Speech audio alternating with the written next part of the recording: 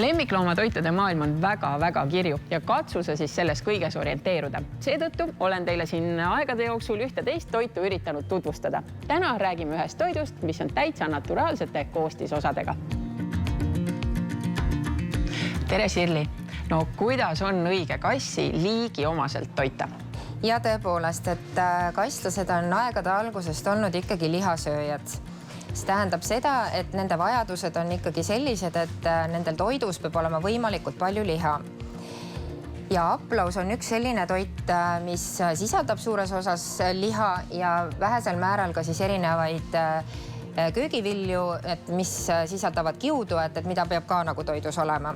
Et see tähendab siis seda, et need toidud sisaldavad nii kartulit, natukene ka riisi ja ka maguskartulit ehk bataati. Lisaks sisaldavad need toidud ka mõningal määral peeti ja erinevaid aminohappeid, mis on ka täpselt samamoodi kassile väga olulised ja need on tauriin ja arginiin.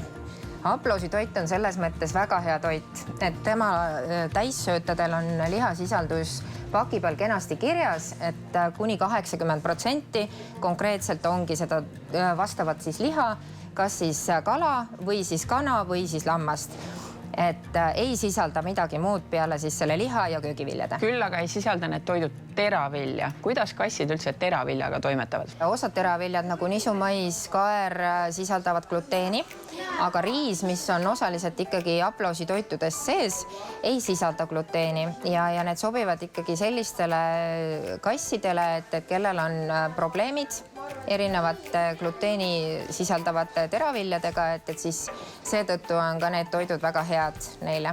No aeg-ajalt vist on ka niimoodi, et noores eas minu kass sööb absoluutselt kõik, aga mida eakamaks ta saab, seda suuremad on siis erinevad teraviljast tingitud terviseprobleemid. Just nimelt, et võivad tekkida kuseteede probleemid ja võivad tekkida ka erinevad südameprobleemid.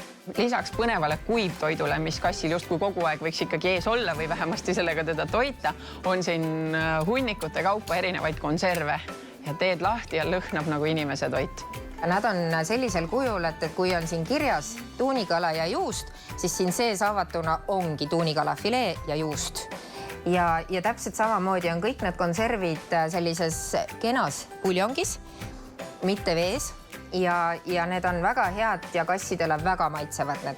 No see kallerdis on nii isuäratav. Kuidas need nüüd töödeldud on, et nad nõnda puhtad on?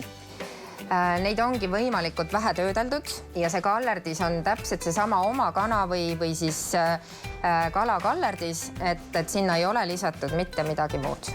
Aplaus on esimene maailmas, kes on julgenud oma toidud panna sellisesse pakendisse, mis paistavad läbi.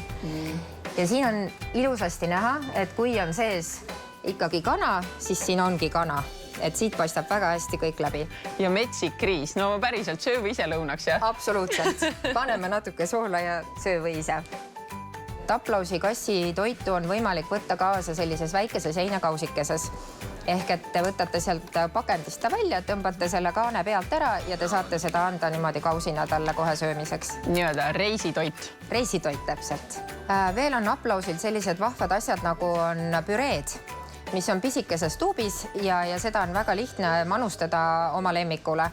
Et te võtate selle tuubi ja te saate ka lähedust oma loomaga rohkem, et ei pane seda toitu maha, vaid annate oma käest. Kas aplaus on ainult kassitoidusari või leiavad ka koerad siit midagi?